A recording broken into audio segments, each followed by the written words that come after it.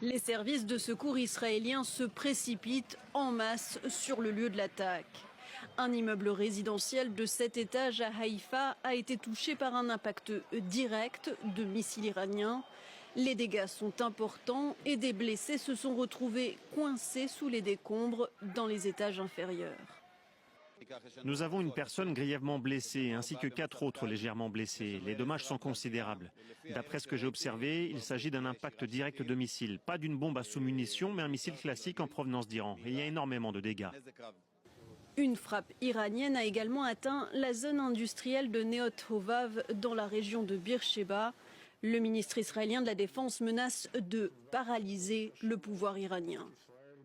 Tant que des tirs de missiles continueront de viser des civils israéliens, l'Iran paiera un lourd tribut qui dégradera, puis finira par paralyser ses infrastructures nationales ainsi que la capacité opérationnelle de ce régime de terreur. Dans le même temps, nous continuerons à traquer et à neutraliser les dirigeants du terrorisme et à frapper des cibles sécuritaires ainsi que des infrastructures stratégiques à travers l'Iran. La veille, une manifestation contre les guerres en Iran, au Liban et à Gaza s'est tenue à Tel Aviv. Je pense que tout cela est un génocide. Ce que nous avons fait à Gaza, nous le faisons aujourd'hui au Liban, nous le faisons en Iran. C'est le même mécanisme. Nous détruisons des hôpitaux, nous tuons des patients, nous tuons des bébés, nous tuons des enfants. Et la plupart des gens ici sont venus pour dire non à tout ça.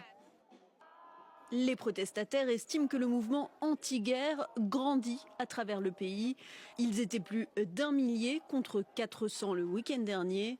Selon un sondage de l'Institut israélien de la démocratie, le soutien de la population aux guerres lancées par le gouvernement de Benyamin Netanyahou s'érode lentement. Il est passé de 93% au début du conflit à 78% fin mars.